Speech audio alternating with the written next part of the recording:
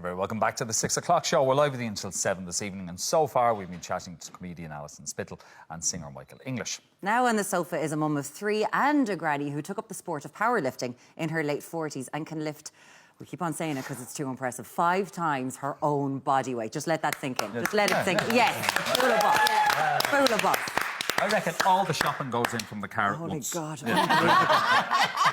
Before we speak to her, let's take a look at her appearing in the upcoming documentary Lift.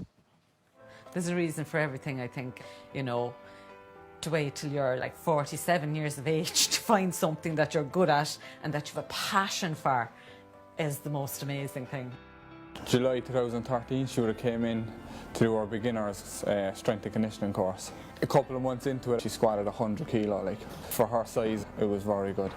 People love her. She's like the mammy of powerlifting, you could say. Please welcome Karen Linehan Barry. Great to have you on. Listen, as we saw there, you got into this in your late 40s. Yeah. So how did you get started in powerlifting? I suppose couch potato all my life. Decided in my late 40s better do something health-wise. Started walking, running, doing cardio classes. Nothing ever really The stuck. walking didn't exactly go well. I was hoping you mightn't mention that now. You should have known that I would. Yes, myself and the hubby decided, OK, I'm going to get off the couch, going to go for a walk. There's a beautiful walkway from Carrigaline to Crosshaven. Lovely summer's day. Started walking, and I'd say I got less than a mile, and I had to literally sit down. I was crying with the pain in my legs after a mile, and he had to go and get the car and bring me home. We had to go get the car. Yeah.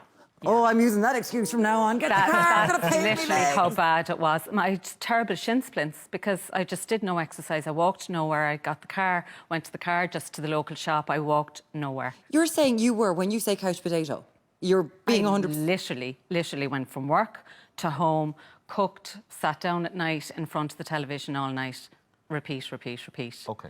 So I did all that, started getting fitter and fitter and fitter, was sitting in a spin bike one day in the gym, hated cardio, and I looked out at the weight section was and the open door in front of me, and I thought, that looks interesting, we'll see, you know, we might try that. And I asked them in the gym to do me up a programme. They do you a programme, but, you know, in a commercial gym, you're just left to your own devices. So I was doing dumbbells and that, but I didn't really know what I was doing, but kind of enjoyed the dumbbells, you know, feeling strong at the same time. And there was another gym opened up quite close in Carrigaline, KJ Strength and Performance, and they did strength and conditioning. So I joined there, and the first night I went down really early, saw all these girls and guys lifting really, really heavy weights, and I thought, oh yeah, I want to do that. It looks so exciting, you know, and interesting. And literally that night when I picked up a barbell, I just fell in love. Okay, so you go home and you tell your family, you say, listen, I'm going to be a powerlifter. What was their reaction? Because is it true that your husband thought, oh, here we go, she's on another fad? I had 2 sons at home at the time and a husband, and all eyes rolled to heaven. Liam, my husband, had bought me every contraption known to man, treadmills, cross trainers, ab rollers, paid for classes, paid for gym memberships, and everything was a fad. And he thought, here we go again. And, you know, he couldn't believe it then, how I just stuck to it. And then not only did you stick to it, you start competing. Yeah. So your very first competition, your nerves were pretty high, weren't they? Pretty high. Not going, I was all excited to go, but when I got there, I realised I've never, you know, played sport in front of anybody. There was 2 powerlifting platforms, a load of chairs in front of it, and I suddenly realised, oh, I have to stand up there and lift, you know, this close to referees and people watching me.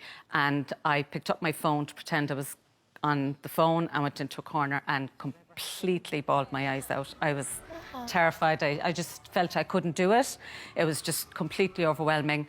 So luckily enough, I wasn't lifting till the afternoon. I watched the morning's lifting and I was hooked before I ever got on and lifted a weight, because you have all these strangers screaming for every single competitor, strangers screaming for you to lift that weight. Whether it was 20 kg or 200 kg, it didn't matter.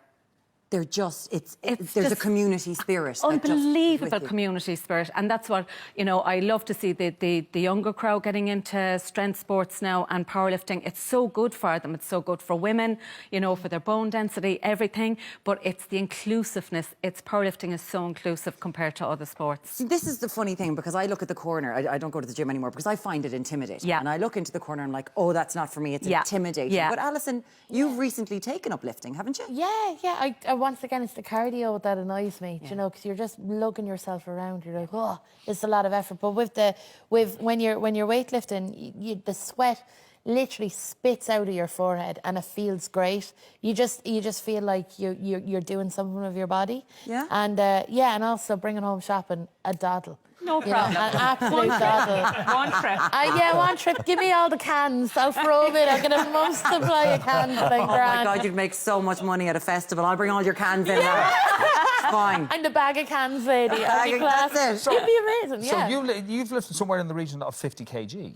I think so. Like, I'm doing it with this my friend Abigail, who is into CrossFit and all that type of stuff. Like, it's all about like keeping your form. So it's kind of, for me, it's not the weight, it's the kind of just lifting it and making sure I don't break my knees or my back. Yeah. Like The that's technique is very, very important. Because powerlifting, you're not lifting over your head, you're picking up. Yeah, deadlifting is the deadlift is the weight from the floor, and you stand up and put it back down again. Now you've lifted. What is the most you've lifted is 138. 147.5 was at my last competition, at this body weight of 63 kg. Yeah. Two of me. That's two Michaels. Two of me. Who are you? Two of me, yeah. So just imagine two Michaels on a barbell. Yeah. My eyes are going to pop out of my head. I'm doubling you in my head. I'm going, you did what? So can you pick up your sons now? Oh, I can pick up my husband. He's 96 kg, no problem. Really? Liam, does she do it often? Yeah. Well, that's more than your children wanted to know. All right. There's different dynamics in the house now. I tell you, better than that. No need for taxis from the pub. No. Karen will sort it out. You're a human tuk-tuk. Beautiful. Beautiful. But Karen, whatever about that first competition, you've gone further than that. Earlier this year, by the way, folks, Karen became the European Masters champion. So, bearing in mind the person who went in and sat in the corner, you got to the point where you're standing on the top of the podium and your national anthem is playing. That was pretty amazing because the Irish Powerlifting Federation, which is affiliated with the International Powerlifting Federation, you know, they're 4 years in existence now with raw powerlifting, and it was the first time anybody had ever placed first on the podium and the first time that the Irish powerlifting had Oran Naveen played at a competition. It was pretty amazing. I was standing up there, I couldn't stop beaming.